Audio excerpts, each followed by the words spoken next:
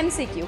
In taxonomy what is taxon? तो taxon हमने क्या डिफाइन किया था? Group of organisms, group of similar species जिनके अंदर सिमिलैरिटीज देखी गई थी, उनकी हम क्या कर रहे थे? ग्रुपिंग कर रहे थे। तो फादर ऑफ बायोलॉजी जिन्होंने आपका आर्टिफिशियल सिस्टम ऑफ क्लासिफिकेशन दिया था, एरिस्टोटल जी जिन्होंने आपके प्लांट्स को श्रब्स, ट्रीज और हर्ब्स के कैटेगरीज में कंसिडर किया था। एक उन्होंने किंगडम बना दिया प्लांट का और एक किंगडम बना दिया उन्होंने एनिमल्स का। यूकैरियोटिक और प्रोकैरियोट्स को डिस्टिंग्विश नहीं कर पाए थे। यूनिसेलुलर और मल्टीसेलुलर को एक साथ डाल दिया था।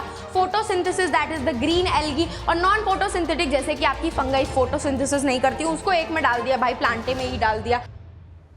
हे सेल्स, कैसे हो आप सब? आई होप सब बहुत अच्छे होंगे, सबकी पढ़ाई भी और लाइफ भी काफ़ी अच्छी चल रही होगी। मैं हूं आपकी अपनी Khushboo ma'am, biology master teacher at Vedantu. तो आज के सेशन में मेरे प्यारे सारे बच्चों के लिए हम चैप्टर नंबर 2 स्टार्ट करने वाले हैं, that is your biological classification. इस बायोलॉजिकल क्लासिफिकेशन को मैंने छोटे छोटे पार्ट्स में डिवाइड कर दिया है ताकि आपको हर एक पार्ट बहुत ही डिटेल में अच्छे से एनसीईआरटी बुक से भी लाइन बाय लाइन समझ में आ जाए, क्योंकि भाई नीट एस्पिरेंट्स के लिए तो आपकी एनसीईआरटी भगवान की तरह है। ठीक है, चलो तो let's begin our session without wasting much more time. चलो तो भाई क्या है हमारे सेशन में? सबसे पहले प्यारा सा डोज ऑफ मोटिवेशन, क्योंकि भाई मोटिवेशन पढ़ाई के लिए तो बहुत ज्यादा जरूरी है ma'am. If you want to be successful in this world, you have to follow your passion, not a paycheck, है ना भाई? तो यहाँ पे आपसे वो इतनी सी बात आपको डिनोट करने की कोशिश कर रहा है कि देखो, अगर आपको अपने ड्रीम को फुलफिल करना है तो आपको एक चीज बहुत अच्छे से फॉलो करनी पड़ेगी, that is your consistency and determination. कि भाई अगर तुमने डिटर्मिन कर लिया है कि मुझे नीट क्वालिफाई करना ही करना है तो तुम पक्का कर सकते हो, ठीक है। लेकिन अगर कहीं पे डावाडोल हुआ, कंसिस्टेंसी में इधर उधर चीजें हुई, तो भाई सब कुछ गड़बड़ हो सकती है। ये आपके ऊपर डिपेंड करता है कि आप कितने कंसिस्टेंट हो, ठीक है। चलो तो देखो, अगर इन केस आप लोगों को नोटिफिकेशंस नहीं आते हैं तो आप लोग सेशन के डिस्क्रिप्शन बॉक्स में जाकर के टेलीग्राम चैनल को ज्वाइन कर सकते हैं, ताकि जब भी मैं कोई नया सेशन लेकर के आऊँ उसका अपडेट आपको टाइमली टेलीग्राम पे मिल जाए। और अगर इन केस आपको मैम को पर्सनली रीच आउट करना है तो आप मुझे इंस्टाग्राम पे अप्रोच कर सकते हैं। खुशबू_भाटिया मेरा इंस्टाग्राम का अकाउंट है, ठीक है। चलो तो let's start with our flashback बोल रही हूँ, flashback MCQ. In taxonomy what is taxon? तो टेक्सॉन हमने क्या डिफाइन किया था? Group of organisms, group of similar species जिनके अंदर सिमिलैरिटीज देखी गई थी, उनकी हम क्या कर रहे थे? ग्रुपिंग कर रहे थे। तो करेक्ट आंसर क्या हो गया? A group of similar species is known as taxon. Next, which of the following is a taxonomic category higher than order but lower than phylum? तो क्या थी 7 categories? Kingdom, phylum, class, order, family, genus, species। तो क्या बोल रहा है? higher than order, higher than order तो class हो गया, but lower than phylum भी class हो गया, तो class is the correct answer, class is the correct answer। Next भाई, which taxonomic categories include organisms that share similar characteristics and can interbreed? तो भाई इंटरब्रीडिंग मैंने क्या बताई थी? ऐसी सिमिलर स्पीशीज जो आपस में रिप्रोडक्शन कर सकते हैं, जैसे कि ह्यूमन्स की स्पीशीज, कैट की स्पीशीज, डॉग की स्पीशीज, दे क्या कर सकते हैं? They are similar species, similar characteristics होती है उनकी, और दे कैन इंटरब्रीड, उनमें आपस में रिप्रोडक्शन हो सकता है। तो इनको हम क्या बोलते हैं? स्पीशीज बोलते हैं। भाई सिंपल सा आंसर ही बता दिया मैंने तो। चलो तो लेट्स स्टार्ट आवर सेशन का content, that is biological classification. तो हम वैसे ही लेक्चर अपने चैप्टर नंबर 1 में पढ़ चुके हैं कि इतनी सारी millions of species are present on our earth, उनको ऐसे एक एक करके तो हम पढ़ नहीं सकते हैं, इसीलिए उनकी क्या की जाती है? वी डू देयर ग्रुपिंग, उनको अरेंज करते हैं उनकी सिमिलैरिटीज और डिससिमिलैरिटीज के बेसिस पे, ताकि हम उनको आराम से पढ़ पाएं, उनकी स्टडी कर पाएं, जिसके लिए हमने 2 ब्रांचेस ऑफ साइंस यूज करी थी। पहली ब्रांच यहाँ पे मेंशन है टेक्सोनॉमी, एंड दूसरी ब्रांच हमने सिस्टमैटिक यूज करी थी अपने इन्हीं सारे मिलियंस ऑफ स्पीशीज को क्या करने के लिए? क्लासिफाई करने के लिए। अब भाई आपका सबसे पहला जो क्लासिफिकेशन था, that is the earliest system of classification, ठीक है। अर्लीस्ट सिस्टम ऑफ क्लासिफिकेशन भाई कोई भी साइंटिफिक बेसिस नहीं था, आपके अर्लीस्ट सिस्टम ऑफ क्लासिफिकेशन का, कि मतलब यहाँ पे कोई थोड़ी सी भी, इतनी सी भी साइंस यूज़ की हो इस सिस्टम को बनाने के लिए, आपके ऑर्गेनिजम्स को क्लासिफाई करने के लिए कुछ नहीं था यहाँ पे, मतलब कुछ इतना सा भी साइंस नहीं लगाई गई थी यहाँ पे। यहाँ पे वो कहते हैं ना, नॉर्मल इंसान को जीने के लिए क्या चाहिए होता है, खाना चाहिए होता है, रहने के लिए घर चाहिए होता है, कपड़ा चाहिए होता है, तो that is food, shelter and clothing. ये 3 कैटेगरीज थी जिसमें आपके ऑर्गेनिजम्स को क्लासिफाई किया गया था, ठीक है। कौन कौन सी कैटेगरीज थी, दैट इज द फूड थी, दूसरी थी आपकी शेल्टर कि भाई रहते कहाँ हैं, और आपकी तीसरी थी क्लोथिंग, ठीक है। कुछ भी साइंटिफिक बेस नहीं था, ठीक है। इसके बाद जो आपका सिस्टम आया, that is the artificial system of classification, that is the artificial system of classification. यहाँ पे हम कह सकते हैं कि थोड़ा बहुत साइंस आपका यूज कर लिया गया था पहली बार आपके ऑर्गेनिजम्स को क्लासिफाई करने के लिए, ठीक है। अब ये पूरी चीजें ना आपकी एनसीईआरटी की बुक में एज इट इज गिवन है, बस वहाँ पे पैराग्राफ फॉर्मेट में थोड़ी उलझी सी दी हुई हैं, ऊपर से नीचे, नीचे से ऊपर करके, बस मैं आपको यहाँ पे स्ट्रक्चर्ड फॉर्म में बता रही हूँ, ताकि जब आप मेरे नोट्स यूज करके उनको पढ़ाई करोगे, उनको पढ़ोगे, तो आपको इतनी प्रॉब्लम नहीं आने वाली है, ठीक है। तो आर्टिफिशियल सिस्टम ऑफ क्लासिफिकेशन किसने दिया था, वो थे आपके फादर ऑफ बायोलॉजी। कौन थे आपके, एरिस्टोटल जी थे। कौन थे, फादर ऑफ बायोलॉजी, जिन्होंने आपका आर्टिफिशियल सिस्टम ऑफ क्लासिफिकेशन दिया था। कैसे दिया था, उन्होंने 2 कैटेगरीज में डिवाइड कर दिए थे आपके सारे ऑर्गेनिजम्स को। पहली कैटेगरी थी आपकी प्लांट्स की कैटेगरी, ठीक है, और दूसरी कैटेगरी थी आपकी एनिमल्स की कैटेगरी, ठीक है। प्लांट्स के केसेस में उन्होंने क्या यूज किया था, प्लांट्स के केसेस में उन्होंने प्लांट्स के मॉर्फोलॉजिकल कैरेक्टरिस्टिक्स को देखा था कि वो हर्ब्स हैं, श्रब्स हैं कि ट्रीज हैं। तो ऑल टोटल मिलाकर के प्लांट्स को उन्होंने हर्ब्स, श्रब्स और ट्रीज की कैटेगरी में डिवाइड कर दिया। किसकी कैटेगरी में, हर्ब्स, श्रब्स एंड ट्रीज की कैटेगरी में डिवाइड कर दिया। बात करते हैं एनिमल्स की, तो एनिमल्स को उन्होंने क्लासिफाई कैसे किया, एनिमल्स में उन्होंने रेड ब्लड की प्रेजेंस के बेसिस पे उनको क्लासिफाई किया। तो जिन ऑर्गेनिजम्स के अंदर आपके इनेमा, क्या मतलब रेड ब्लड की प्रेजेंस थी, उन्होंने उनको इनेमा में कैरेक्टराइज कर दिया, क्लासिफाई कर दिया। और जिनमें आपकी रेड ब्लड की प्रेजेंस, ब्लड किस कलर का, रेड कलर का नहीं प्रेजेंट था, उन्होंने उसको डाल दिया एनेमा में, ठीक है। किस में डाल दिया, एनेमा में, नॉट रेड। आपका जो ब्लड है वो रेड कलर का नहीं था। तो ये था आपका क्लासिफिकेशन का सिस्टम। अब भाई ये भी बड़ा कंफ्यूजिंग सा सिस्टम था कि भाई प्लांट्स को हर्ब, श्रब्स और कैटेगरीज, इसमें यूनिसेलर, मल्टीसेलर कहाँ चले गए, प्रोकैरियोटिक, यूकैरियोटिक सब एक में डाल दिए, ठीक है। अब आपके आए कौन, अब आपके आए हमारे फादर ऑफ मॉडर्न टेक्सोनॉमी, जो हमने लेक्चर नंबर 1 बोल रही हूँ, हमने चैप्टर नंबर 1 में पढ़े थे, that is the Carolus Linnaeus ji. यही थे हमारे father of biology, Aristotle ji, जिन्होंने आपके प्लांट्स को श्रब्स, ट्रीज और हर्ब्स के कैटेगरीज में कंसिडर किया था, और आपके एनिमल्स को 2 ग्रुप्स में डिवाइड कर दिया था। जिनके पास रेड ब्लड था वो एनेमा, और जिनके पास रेड ब्लड नहीं था उनको एनेमा, ठीक है। वो मैं आपको बता चुकी हूँ। थर्ड आपका आया था सिस्टम क्लासिफिकेशन का, जिसमें किंगडम थे एक्चुअली। क्या था, 2 किंगडम सिस्टम ऑफ क्लासिफिकेशन। क्या आया था, 2 किंगडम सिस्टम ऑफ क्लासिफिकेशन। और यहाँ पे भाई थोड़ी बहुत आपकी पहली बार तमीज़ की साइंस यूज़ करी गई थी। और ये 2 किंगडम सिस्टम ऑफ क्लासिफिकेशन किसने दिया था, आपके father of modern taxonomy, that is the Carolus Linnaeus ji. कौन थे, कैरोलस लीनियस जी। इन्होंने क्या किया था, आपकी जितनी भी स्पीशीज प्रेजेंट है आपकी अर्थ के ऊपर, उन्होंने उनको 2 किंगडम्स में डिवाइड कर दिया। कौन कौन से 2 किंगडम में, एक उन्होंने किंगडम बना दिया प्लांट का, और एक किंगडम बना दिया उन्होंने एनिमल्स का, ठीक है। प्लांट्स के अंदर उन्होंने सारे प्लांट्स वाले वो डाल दिए, ठीक है। और यहाँ पे उनका जो 2 किंगडम बनाए, प्लांट्स और एनिमल्स, और इसका बेसिस क्या था क्लासिफिकेशन का। जैसे पीछे वाले सिस्टम का क्लासिफिकेशन का बेसिस ये था कि भाई हाइट के अकॉर्डिंग हर्ब, श्रब्स और ट्रीज को डिवाइड कर दिया, रेड ब्लड और नॉट रेड ब्लड के प्रेजेंस में एनिमल्स को डिवाइड कर दिया। यहाँ पे presence and absence of cell wall के बेसिस पे उन्होंने 2 किंगडम बनाए। किसके बेसिस पे, presence and absence of cell wall के बेसिस पे उन्होंने ये किंगडम बनाए। प्रेजेंस और एब्सेंस ऑफ सेल वॉल, ठीक है। तो जिसके पास प्रेजेंस थी उसको उन्होंने प्लांट्स में डाल दिया और जिनके पास एब्सेंट थी उनको उन्होंने एनिमल्स में डाल दिया।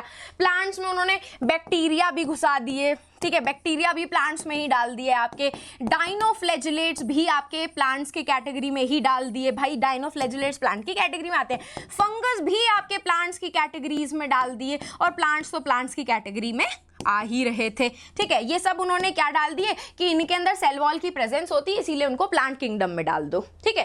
एनिमल में सेल वॉल की एब्सेंस होती है तो प्रोटोजोआ को भी उन्होंने एनिमल किंगडम में ही डाल दिया और एनिमल्स को भी उन्होंने एनिमल किंगडम में ही डाल दिया। लेकिन भाई यहाँ पे भी बहुत सारी गड़बड़ घोटाला थी। क्यों? क्योंकि भाई उन्होंने कोई भी क्लियर कट डिफरेंशिएशन नहीं दिया था किस चीज का, जैसा कि आपकी एनसीईआरटी बुक में लिखा हुआ है कि उन्होंने क्लियर कट डिफरेंशिएशन नहीं दिया था कि कौन सा यूनिसेलुलर है, कौन सा मल्टीसेलुलर है, प्रोकैरियोटिक यूकैरियोटिक ऑर्गेनिजम्स को एक साथ में डाल दिया। एक आपके फोटोसिंथेटिक ऑर्गेनिजम्स थे, मतलब ऑटोट्रॉफिक न्यूट्रिशन फॉलो कर रहे थे, एक आपके हेटेरोट्रॉफिक न्यूट्रिशन फॉलो कर रहे थे।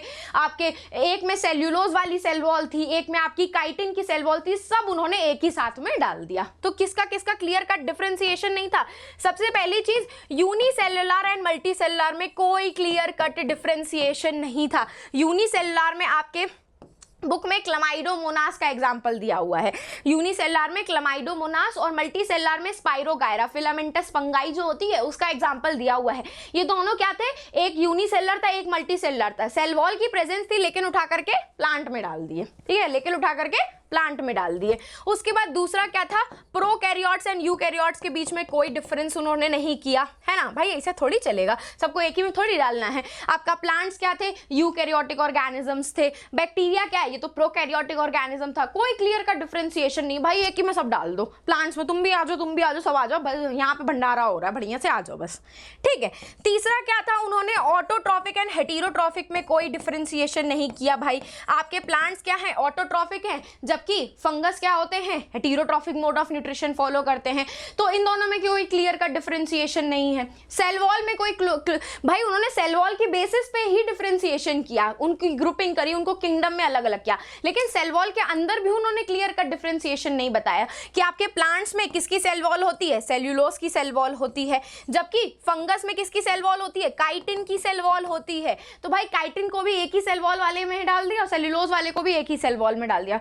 तो इतनी सारी लिमिटेशन की वजह से आपका ये सब क्या हो गया, गड़बड़ घोटाला हो गया। ये two kingdom system of classification भी आपके कैरोलस लिनियस जी का क्या हो गया, फेल हो गया। और कहाँ गया हमारा रिमोटवा, ठीक है।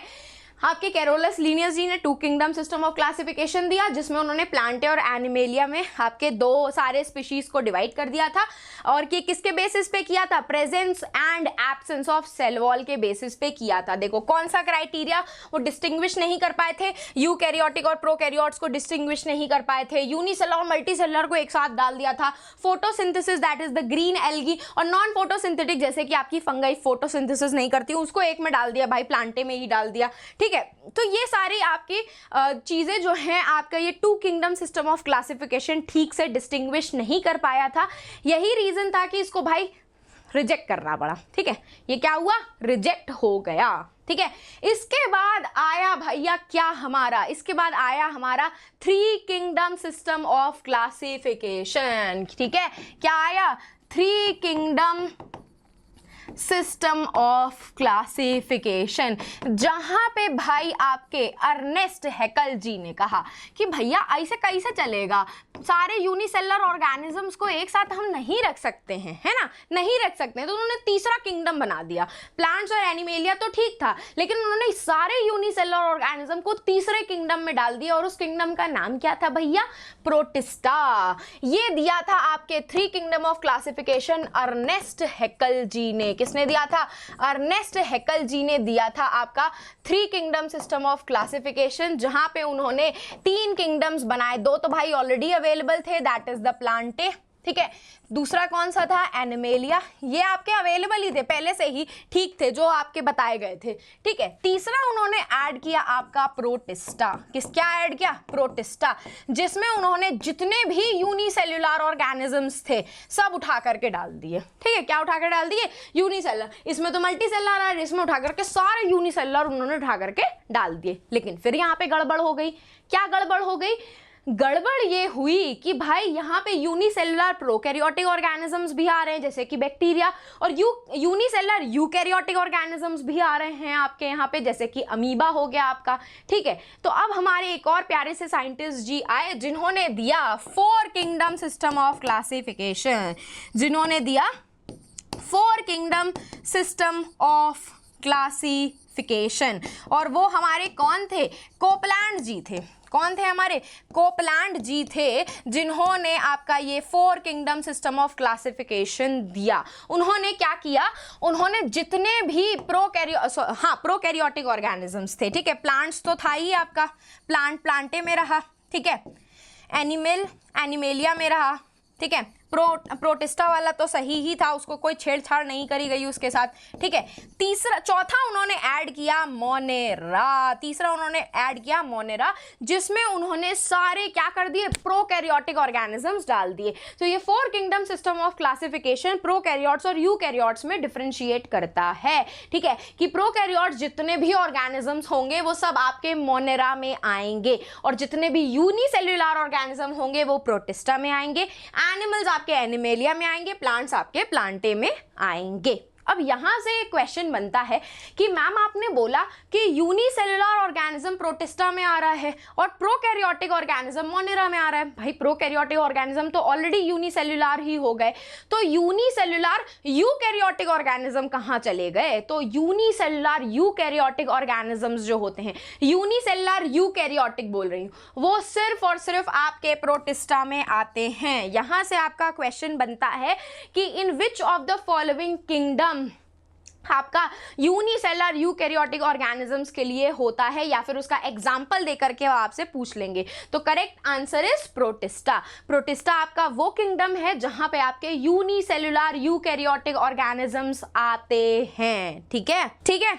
आपका ये हो गया 4 किंगडम सिस्टम ऑफ क्लासिफिकेशन, ठीक है। 3 kingdom system of classification Ernst Haeckel ji ने दिया था, जिसमें प्लांटे, एनिमेलिया और प्रोटिस्टा ऐड किया गया था, जहां पे आपके सारे यूनिसेलुलर ऑर्गेनिजम्स आ रहे थे। फिर कौन आए थे आपके, ये कोपलैंड जी, अर्नेस्ट हैक्कल ही निकल रहा है बार बार, सॉरी, कोपलैंड जी आए थे जिन्होंने 4 किंगडम सिस्टम ऑफ क्लासिफिकेशन दिया, जहां पे उन्होंने मोनेरा और ऐड किया, जहां पे उन्होंने आपके सारे प्रोकैरियोटिक ऑर्गेनिजम्स को डाल दिया, ठीक है। अब आपका एक और किंगडम आता है, that is the 5 kingdom system of classification, ठीक है। अभी आप लोग ये मेन आपका आएगा, that is the 5 kingdom system of classification, और ये किसने दिया था? आपके विटाकर जी ने दिया था। गलत हो गई स्पेलिंग, गलत हो गई थी स्पेलिंग। क्लासिफिकेशन दिया था किसने? आपके R.H. विटाकर जी ने, जिसमें उन्होंने एक और आपका किंगडम ऐड किया था। जो 4 किंगडम थे वो तो ऑलरेडी ऐड ही थे। कौन कौन से? आपके प्लांट था, प्लांटे है ना, प्लांटे था, एनिमल्स के लिए एनिमेलिया था, सारे यूनिसेलुलर ऑर्गेनिजम्स के लिए प्रोटिस्टा था, और सारे प्रोकैरियोटिक ऑर्गेनिजम्स के लिए मोनेरा था। एक और उन्होंने ऐड किया, दैट इज द फंगाई। कौन सा? दैट इज द फंगाई, ठीक है। और ये उन्होंने किस ईयर में ऐड किया था ये आपको याद रखना है, दैट इज द 1969 में। 1969 में R.H. विटाकर जी ने ये 5 किंगडम सिस्टम ऑफ क्लासिफिकेशन दिया, जिसमें उन्होंने एक और किंगडम ऐड किया था, दैट इज द फंगाई। और इसका क्या क्या क्राइटेरिया उन्होंने यूज किया था इसके लिए कि इनको क्लासिफाई करना है? सबसे पहला क्राइटेरिया उन्होंने यूज किया था कि ये रिप्रोडक्शन कैसे परफॉर्म करते हैं, ठीक है, ये सारे आपके रिप्रोडक्शन कैसे परफॉर्म करते हैं। दूसरा, इनका बॉडी ऑर्गेनाइजेशन कैसा है, मतलब यूनिसेल्युलर है कि आपके ये मल्टी सेल्युलर हैं, ठीक है, क्या है, यूनी है कि मल्टी हैं आपके, ठीक है। उसके बाद आपका क्या यूज किया इन्होंने, फाइलोजेनी यूज करी। फाइलोजेनी मैंने आपको बताई थी, that is evolutionary history check करी कि भाई उनका इवोल्यूशनरी हिस्ट्री, उनके पूर्वज कौन थे, ठीक है। उसके बाद उन्होंने कौन सा क्राइटेरिया लिया, मोड ऑफ न्यूट्रिशन का, कि कौन कौन सा मोड ऑफ न्यूट्रिशन आपके ये सारे ऑर्गेनिजम्स फॉलो करते हैं। और फिफ्थ उन्होंने लिया था आपका सेल्यूलर ऑर्गेनाइजेशन। क्या लिया था फिफ्थ आपका, सेल्यूलर ऑर्गेनाइजेशन, कि आपका प्रोकैरियोट्स हैं ये लोग कि यूकैरियोट्स हैं, ठीक है। सेलुलर ऑर्गेनाइजेशन में क्या लिया था उन्होंने कि प्रोकैरियोट्स हैं कि यूकैरियोट्स हैं आपके। ये 5 क्राइटेरिया उन्होंने लिए थे जिसके बेसिस पे आपका ये 5 kingdom system of classification use होता है आज भी, ठीक है। दैट इज प्लांट्स के लिए प्लांटे, एनिमल्स के लिए एनिमेलिया, प्रोटिस्टा आपके सारे यूनिसेलुलर ऑर्गेनिजम्स के लिए, यूनिसेलुलर यूकैरियोटिक ऑर्गेनिजम्स के लिए, मोनेरा सारे प्रोकैरियोट्स के लिए, और फंगाई सारे फंगस, ठीक है। इसी से रिलेटेड आपकी बुक में एक टेबल गिवन है, उसका स्क्रीनशॉट मैंने इसमें ऐड किया है। क्यों? क्योंकि वो टेबल आपकी बहुत सारे एमसीक्यू बेस्ड क्वेश्चंस बनाती है, ठीक है। इसीलिए मैं आपको वो टेबल एक्सप्लेन करूंगी, तो थोड़ा ध्यान से सुनना। उस टेबल से आपके नीट के एग्जाम में भी बहुत सारे क्वेश्चंस आते हैं, इवन आपके स्कूल बेस्ड एग्जाम में भी उस टेबल से काफी सारे क्वेश्चंस पूछे जा सकते हैं, ठीक है। तो वो टेबल आपकी कौन सी है, ये मैंने आपको बता ही दिया कि आर.एच. विटाकर जी जो थे उन्होंने 5 किंगडम सिस्टम ऑफ क्लासिफिकेशन को डिफाइन किया था, जिसमें मोनेरा, प्रोटिस्टा, प्लांटे और एनिमेलिया के साथ एक और उन्होंने किंगडम ऐड किया था, दैट इज द फंगाई। और इसके लिए उन्होंने क्या मेन क्राइटेरिया यूज किया था कि सेल का स्ट्रक्चर कैसा है, प्रोकैरियोटिक है कि यूकैरियोटिक है, बॉडी ऑर्गेनाइजेशन यूनिसेल्युलर है कि मल्टीसेल्युलर है, मोड ऑफ न्यूट्रिशन ऑटोट्रॉफिक है या हेटेरोट्रॉफिक है, रिप्रोडक्शन कैसे कर रहे हैं, सेक्सुअली रिप्रोड्यूस कर रहे हैं कि ये सेक्सुअली रिप्रोड्यूस कर रहे हैं, फाइलोजेनेटिक रिलेशनशिप मतलब इवोल्यूशनरी हिस्ट्री कि उनके पूर्वज कहां से आए, उनके में कहीं समानता तो नहीं है, सिमिलैरिटी तो नहीं है, ये सारे क्राइटेरिया यूज किए गए थे। अब उसी से रिलेटेड आपका एक ये टेबल आ जाती है आपकी बुक में जो काफी इंपॉर्टेंट है। अच्छा, यहाँ पे एक चीज और मैं बता दूं, अभी मैंने आप लोगों को बोला कि रिप्रोडक्शन यूज किया था एज अ क्राइटेरिया उन्होंने 5 किंगडम सिस्टम ऑफ क्लासिफिकेशन के लिए, लेकिन अगर आप इस टेबल में देखोगे तो आपको यहाँ पे सेल वॉल दिखेगा। तो यहाँ पे मैं आपको एक चीज स्पेसिफाई कर दूं कि अगर आप थ्योरी पढ़ोगे, टेक्स्ट बुक में जो आपकी थ्योरी गिवन है वो थ्योरी में रिप्रोडक्शन मेंशन है, जैसे कि मैंने अभी आपको बताया, लेकिन अगर आप टेबल से देखोगे तो टेबल में आपका सेल वॉल वाला पार्ट मेंशन है। तो पीवाईक्यू में एक सेल वॉल वाला क्वेश्चन आ चुका है, उसमें वो दिया था कि कौन सा आपका ऐसे क्राइटेरिया थे जो इंक्लूड नहीं किए गए थे या किए गए थे, इस तरीके से ऐसा कुछ क्वेश्चन आया था, तो वो आपका आंसर वहां पे सेल वॉल था, ठीक है। चलो भाई, मोनेरा तो हमारे प्यारे से बैक्टीरिया के लिए है। सेल टाइप कैसा है, प्रोकैरियोटिक होते हैं हमारे बैक्टीरिया। प्रोटिस्टा क्या थे, यूनिसेलुलर यूकैरियोटिक, तो बाकी सारे तो यूकैरियोटिक ऑर्गेनिजम्स होते हैं। सेल वॉल आपको पता है बैक्टीरिया है, बैक्टीरिया में नॉन सेल्यूलोसिक होती है। नॉन सेल्यूलोसिक का मतलब सेल्यूलोज की नहीं बनी हुई होती है, और इसमें क्या प्रेजेंट होते हैं, पेप्टिडोग्लाइकन प्रेजेंट होते हैं। क्या प्रेजेंट होते हैं, पेप्टिडोग्लाइकन। यहाँ पे आपके पेप्टाइड बॉन्ड्स प्रेजेंट होते हैं, पेप्टाइड बॉन्ड्स मतलब अमाइनो एसिड्स का, ठीक है। तो यहाँ पे पेप्टाइडो किसके लिए, अमाइनो एसिड के लिए यूज कर दिया गया, और ग्लाइकन मतलब यहाँ पे पॉलीसेक्राइड होता है। ग्लाइकन कार्बोहाइड्रेट के लिए, पॉलीसेक्राइड कार्बोहाइड्रेट के लिए वर्ड्स यूज किया जाता है। तो पेप्टिडोग्लाइकन मतलब हो गया पॉलीसेक्राइड्स और अमाइनो एसिड या फिर पेप्टाइड बॉन्ड प्रेजेंट है, दैट इज द पेप्टिडोग्लाइकन, ठीक है। प्रोटिस्टा में भी आपकी प्रेजेंट होती है सेल वॉल, ठीक है। फंगस में काइटिन की बनी होती है, किसकी बनी होती है, काइटिन की बनी होती है, जिसमें होमोपॉलीमर्स ऑफ नाग प्रेजेंट होते हैं, ठीक है। क्या प्रेजेंट होते हैं, होमोपॉलीमर्स ऑफ नाग। नाग मतलब एन एसिटाइल ग्लूकामीन, एन एसिटाइल ग्लूकामीन नाग क्या प्रेजेंट होते हैं, यहां लिख देती हूं, एन एसिटाइल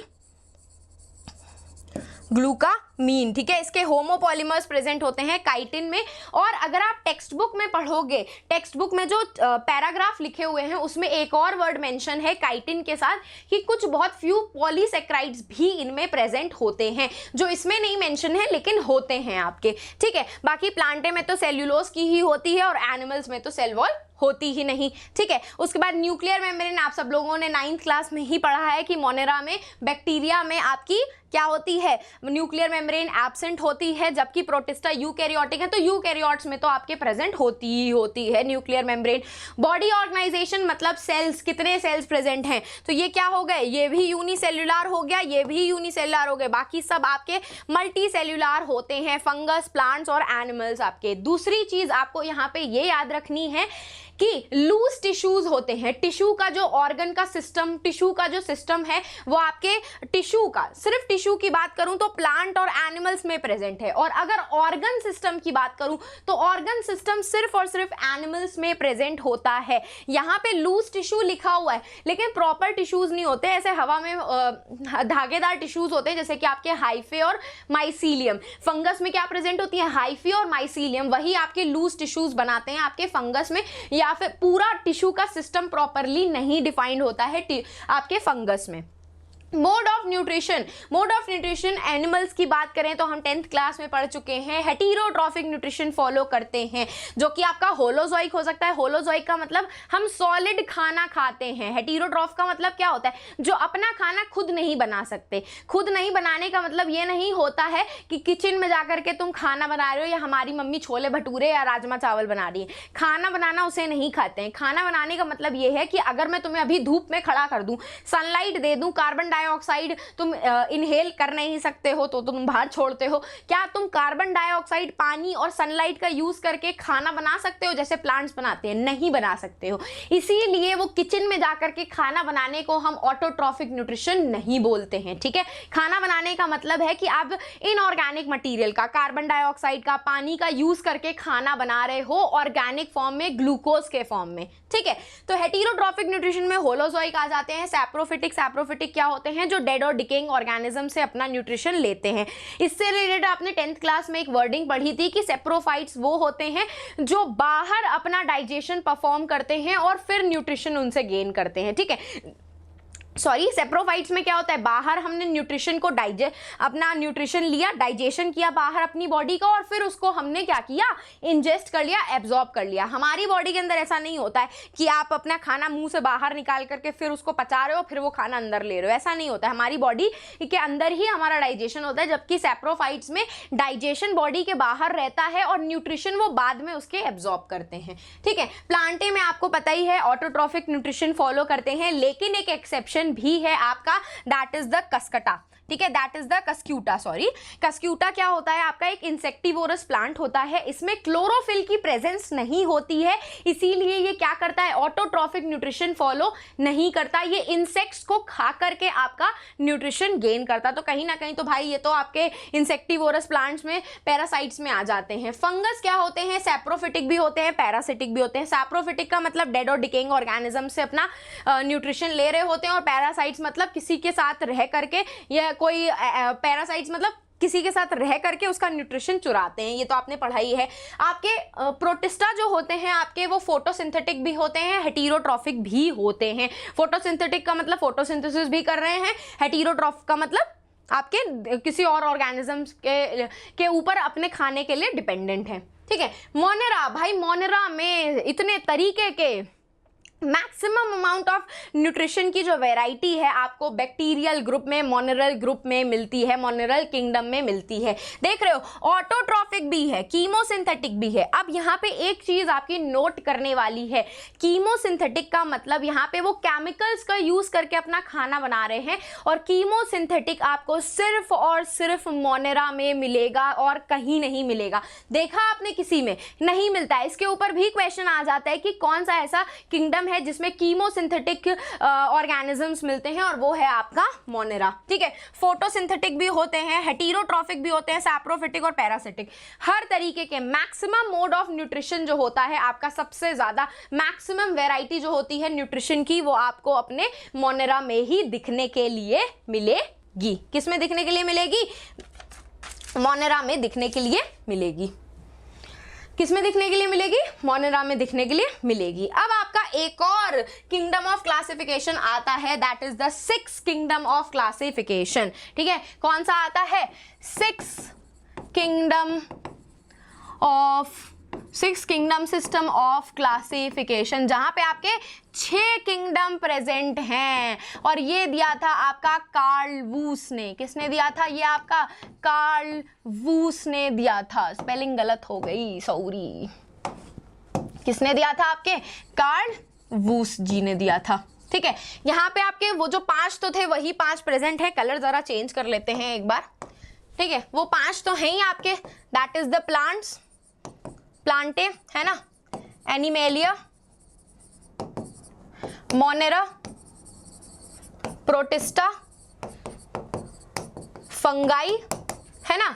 एक और था जो कि होता है आपका Archie bacteria. That is the Archie bacteria का किंगडम उन्होंने ऐड किया था। अब मैम यहाँ आर्की बैक्टीरिया क्यों कर रहे हैं? उसके लिए तो हमने मोनेरा बनाया ही है जहाँ पे सारे बैक्टीरिया आ रहे हैं। तो आर्की बैक्टीरिया वो किंगडम है जहाँ पे आपके ऐसे बैक्टीरिया रहते हैं जो एक्सट्रीम इन्वायरमेंट में रहते हैं। मतलब एक्सट्रीम इन्वायरमेंट मतलब खतरनाक धूप हो, खतरनाक गर्मी हो, खतरनाक ठंडी हो, कितना भी सॉल्ट प्रेजेंट है इन्वायरमेंट में, कुछ भी हो, कितनी भी एक्सट्रीम कंडीशंस क्यों ना हो, वहां पे भी आपको ये आर्की बैक्टीरिया मिल जाते हैं। ठीक है, मिल जाते हैं। अब आपको पता है मैंने आप लोगों को चैप्टर नंबर 1 में बताया था, लेक्चर नंबर 2 में, कि taxonomic category that is the kingdom जो है आपकी, उसके ऊपर एक और किंगडम, सॉरी किंगडम बोल रही हूँ, उसके ऊपर भी एक और कैटेगरी आती है जिसको हम क्या बोलते हैं? डोमेन बोलते हैं। तो कार्ल वूस जी ने इस 6 किंगडम्स को, इन 6 किंगडम को आपके 3 डोमेन में डिवाइड कर दिया था। सबसे पहला डोमेन था आर्की आपका। ठीक है, सबसे पहला जो डोमेन था, अभी सारा इरेज कर देती, बाप रे, है ना, इतनी मेहनत से लिखा था, है ना। सबसे पहला जो डोमेन उन्होंने बनाया था आर्की बनाया था। एक बनाया था यू बैक्टीरिया, है ना, यू बैक्टीरिया, और एक बनाया था यूकैरियो। ठीक है, यूकैरियो। ठीक है, तो अब आर्की में क्या आ गया? सारे आर्की बैक्टीरियाज आ गए जो आपके एक्सट्रीम इन्वायरमेंट में रहते हैं, है ना। यू बैक्टीरिया में क्या आ गए? आपके बैक्टीरिया आ गए, नॉर्मल बैक्टीरिया जो आपके मोनेरा में होते हैं। तो यहाँ पे कौन सा किंगडम आ गया? मोनेरा आ गया। कौन सा आ गया? मोनेरा आ गया। अब बाकी के जो बचे सारे किंगडम हो गए 4 के 4, वो आ जाते हैं आपके यूकैरियो में। That is the Plantae, plants आपके। ठीक है, एनिमल्स आप लोगों के, फंगाई आप लोगों के, ठीक है, और कौन सा? प्रोटिस्टा। ये चारों के चारों आपके 6 किंगडम ऑफ क्लासिफिकेशन में, ये जो 6 kingdom of system of classification था, ये इन तीनों डोमेन में आ जाते हैं। ठीक है, ये दिया था आपके कार्ल वूस जी ने। अब आप लोगों को एक एनसीईआरटी की लाइन पे बहुत ध्यान देना है, जो शायद आप लोगों ने पढ़ी होगी। ये आपकी इंपॉर्टेंट एनसीईआरटी की लाइन है कि किंगडम प्रोटिस्टा के आने के बाद, ठीक है, किंगडम प्रोटिस्टा के आने के बाद जो Ernst Haeckel ji 3 kingdom system of classification लेकर के आए थे, उनके आने के बाद क्या हुआ था। अब जैसे कि क्लमाइडोमोनास और क्लोरेला है, ये जो क्लमाइडोमोनास और क्लोरेला है, इनको पहले एल्गी वाले ग्रुप में रखा गया था। किस ग्रुप में रखा गया था? एल्गी वाले, मतलब प्लांट्स वाले ग्रुप में रखा गया था। ठीक है, विद इन प्लांट्स में। और आपके जो पैरामीशियम और अमीबा था आपका, वो किस में रखे गए थे? एनिमल किंगडम में रखे गए थे, क्योंकि पैरामीशियम और जो आपके एनिमल्स किंगडम में, क्योंकि उनके पास सेल वॉल नहीं थी, ठीक है, और आपके जो जिनके पास सेल वॉल थी, एल्गी हैं आपके, तो एल्गी किस में आ जाते हैं? प्लांट्स में आ जाते हैं। लेकिन जब आपका प्रोटिस्टा आया, तो जैसा कि बोला गया था कि जितने भी यूनिसेलुलर ऑर्गेनिजम्स हैं, जितने भी यूनिसेलुलर यूकैरियोटिक ऑर्गेनिजम्स हैं, वो कुछ भी हो, एल्गी हो आप लोगों के, या एनिमल किंगडम में आ रहे हो, कुछ भी हो आप लोगों के, वो सब किस में आएंगे? प्रोटिस्टा में आएंगे। कौन से? आपके यूनिसेलुलर यूकैरियोटिक ऑर्गेनिजम्स किस में आएंगे? आपके प्रोटिस्टा में आएंगे। तो अमीबा और पैरामीशियम होते भले आपके ये यूनिसेलुलर एनिमल्स की कैटेगरी में आ रहे हो क्यों ना, और क्लमाइडोमोनास और क्लोरेला आपकी ब्लू ग्रीन एल्गी बोलियो, मल्टीसेलुलर एल्गी ही क्यों ना हो, लेकिन आ रहे हैं किसमें? आपके प्रोटिस्टा के ग्रुप में। आने प्लांट्स के ग्रुप में चाहिए, लेकिन आ किसके में रहे हैं? आपके प्रोटिस्टा में आ रहे हैं, क्योंकि जैसे कि बोला गया था कि प्रोटिस्टा में आपके जितने भी यूनिसेलुलर यूकैरियोटिक ऑर्गेनिज्म है, सबको उठा करके आपके प्रोटिस्टा ग्रुप ग्रुप में आना चाहिए। तो ये आपकी एक इंपॉर्टेंट लाइन है जो आपको पता होनी चाहिए। तो बस आप लोगों को ये पता होना चाहिए, एनसीईआरटी लाइन ये काफी इंपॉर्टेंट है, जैसे कि इसमें लिखी हुई है, इसमें थोड़ी सी गुचपुच करके लिखी हुई है, मैंने आपको सिंपल लैंग्वेज में बता दी है, एक बार रीड कर दे रही हूँ। Kingdom protista has brought together, बोला मैंने किंगडम प्रोटिस्टा में आपके क्लमाइडोमोनास और क्लोरेला जो कि एल्गी थे, प्लांट्स के किंगडम में रखे गए थे वो, और आपके पैरामीशियम और अमीबा जो अर्लियर एनिमल किंगडम में प्लेस किए गए थे, इन चारों को उठा करके प्रोटिस्टा में डाल दिया गया, क्योंकि ये यूनिसेल्युलर भी थे और यूकैरियोटिक भी थे। तो इससे फर्क नहीं था कि एल्गी आपके प्लांट में आना चाहिए कि नहीं आना चाहिए, इन चारों को उठा करके आपका किस में डाल दिया गया था, प्रोटिस्टा में डाल दिया गया था। सिमिलरली आपका जो यीस्ट है, ये यूनिसेल्युलर फंगी होता है, क्या होता है, यीस्ट था जो आपका क्या था, यूनिसेल्युलर फंगी है, इसको भी उठा करके आपके प्रोटिस्टा के किंगडम में डाल दिया गया था। ठीक है, किस में डाल दिया गया था, प्रोटिस्टा के किंगडम में डाल दिया गया था।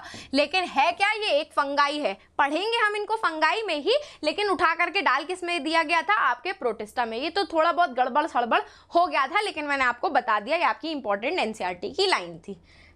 ठीक है, चलो भैया, यहाँ से हमारा बेसिक इंट्रोडक्शन खत्म हो जाता है। तो सबसे पहले हमने क्या पढ़ा, हमने पढ़ा आपका अर्लीस्ट सिस्टम ऑफ क्लासिफिकेशन, जहाँ पे रोटी, कपड़ा और मकान में, फूड, क्लोथिंग और शेल्टर में हमने तीनों अपने सारे ऑर्गेनिजम्स को डिवाइड कर दिया। उसके बाद हमने पढ़ा आर्टिफिशियल सिस्टम ऑफ क्लासिफिकेशन, जो फादर ऑफ बायोलॉजी आपके कौन थे, एरिस्टोटल जी लेकर के आए थे, जहाँ पे उन्होंने प्लांट्स को हर्ब, श्रब्स और ट्रीज की कैटेगरी में डिवाइड कर दिया, और एनिमल्स को आपके रेड ब्लड की प्रेजेंस और एब्सेंस में डिवाइड कर दिया, इनेमा और एनेमा में। उसके बाद आए हमारे father of modern taxonomy, that is the Carolus Linnaeus ji. उन्होंने किंगडम सिस्टम ऑफ क्लासिफिकेशन दिया, that is the 2 kingdom system of classification, जिसका क्राइटेरिया उन्होंने क्या लिया था कि भाई किसमें प्रेजेंस है सेल वॉल की, किसमें एब्सेंस है।